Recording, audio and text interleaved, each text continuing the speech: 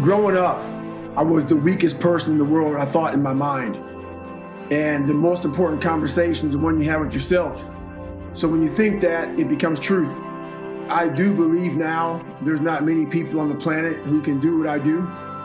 I don't do it for money. I don't do it for fame. I don't do it for a professional sport. I don't do it for a trophy. I don't know many people who get up and get after it like I do on a daily basis for absolutely nothing. No one sees me, no one knows me, no one knows half the crap I do on a daily basis. And I don't know of anybody who would do it for nothing, just for pure fact of I'm trying to get harder and tougher mentally and physically every day of my life. This is how it's supposed to look. It's supposed to be like this. I'm supposed to be battered. I'm supposed to be bruised. I'm supposed to be beaten. This is how it's supposed to look, man. This is how, and then my mindset started slowly changing to, it's supposed to look like a flower garden, a rose garden, to, no, man. It's supposed to look like a sewer. It's supposed to be hard, man. It's supposed to be grimy. It's supposed to be gritty. It's supposed to be horrible. It's supposed to be really ugly. And the more my mind changed, the more I thought to myself, no, I'm supposed to fail. This is how I'm going to grow. And the more that changed, the more my reality changed, the more my mindset changed, the more my life changed. The more I started to accept the fact that I can take a lot of pain. I started looking at my life as the ultimate training ground to where I wanted to go. So I was starting to develop this indestructible toolbox along this path. It knew I wasn't going to quit. It knew that guy was dead and buried and gone. And I was going to die out here on this one. For whatever reason why, I didn't give a damn. It made no, there was no crowds. There was no trophy at the end. I wasn't even in a race in my mind. It was nothing. It wasn't about nothing. There was no nothing. It was a bunch of people who didn't know who I was. And it was me against me. And I used all these different dark places to start bringing out light and just going deeper and deeper. Ended up running the next 20 miles. I ran 101 miles. And I ran the next 20 miles, ran at about 10:30 pace. I just figured out a code. I figured out a code that many people aren't looking for. And I want it to be known. I want that feeling. This was confirmation. This was like a scientist's notes. The notes were here. The notes were all this feeling. It was a confirmation. And no one at that time could understand what I just done. I cracked the code to human potential in myself. And I was still like, oh my God, this is unbelievable what I just did. So it's that quiet place. It's that place by yourself. It's those hours and years and decades by yourself in the grip of life. When life has you by the throat and choking you out, and you're sitting there calm because you're trying to figure it out. You're not panicking. You're not quitting. You're not throwing in the towel. You're saying there's a way around this. I realized at a young age how to change myself was through discipline. And the military didn't teach me that. It was something I realized I had zero discipline, zero self-discipline.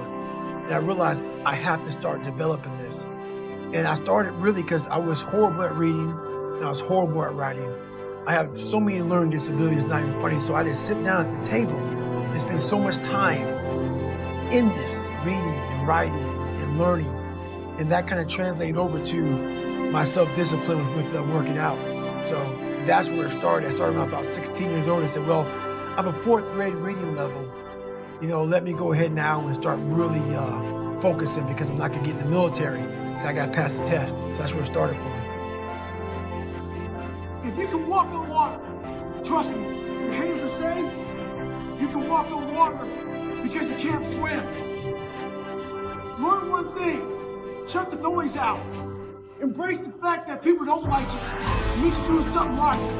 Stay hard, stay in fight. If you can dream and not make dreams your master. We all have dreams. I had it when I was younger. So I figured the best place to make those dreams come true are in isolation. So I walked into isolation. That's David Goggins. But I walked out of isolation with Goggins. You become a savage. It's in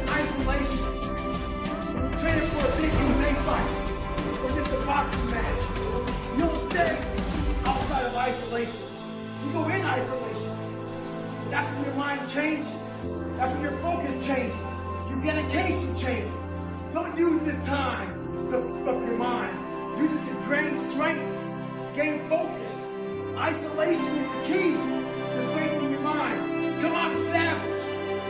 When you are misunderstood to the point where people think you're psycho and you're nuts and you're this and that, why are you in the gym at 1 o'clock in the morning? You just got through doing an op for 13, 14 hours. What's wrong? You will never understand what is wrong with me. And that's why I'm so glad you don't, because I'm in the right spot. When people don't understand you anymore, you're in that spot of obsession and drive where people are like, what's wrong with this guy? I don't want to talk to you, man, because you're not going to get it. I don't want you to get it. The woe is me mentality. It's too hard. Life isn't fair. These things in life are not easy for me. You look to your left, you look to your right, and you start to judge yourself off other people. Like if you're a female, well, she's skinny and she doesn't work out as hard as I do. And everything starts to corrupt your mind. You start to look around too much at other people and what they're doing, and that starts to corrupt your own dialogue. We are judging ourselves against too many people. You have to judge yourself against yourself. And that's the one thing I started learning, man. This isn't a race against me and Rich Roll. This is a race against David Goggins and David Goggins alone. There's a lot of them out there, but most of them are that way for one big reason. They can't see themselves doing it. They can't see themselves doing it. It's one big reason. The other reason is a lot of it is jealousy. When you set these humongous goals and they see that you're getting at it, let's say, for instance, we have a family. Let's say we're all a big family here. And every morning I'm getting up training for a 200-mile run. And you see me get up at 4 o'clock in the morning and all you are sleeping. And by the time I get done running my 30, I come home just getting up. How are you gonna feel about yourself? A lot of times when you're an overachiever and you have people, a lot of our family members, a lot of our friends, they're mediocre. There's always those couple of guys who are uncommon, who wanna be better. And you got somebody around you, man, who's trying to be better and you don't have the drive that they have, it's a constant reminder of how jacked up you are. You have to know that that's what it is. Anybody in your course not saying, man, get after it, brother, I'm so proud of you, they have a problem with themselves. Because all you're trying to do is achieve more. If that's a problem for somebody, you have to look at them and say, man, you really have a problem with yourself, huh? It's much deeper than what you think. It lies deep in your soul. How I was able to fix myself was I saw how ugly I was towards other people who were great. I was able to look back and say, man, you don't hate that for any reason because he's great. You're lazy. He makes you feel lazy every single day.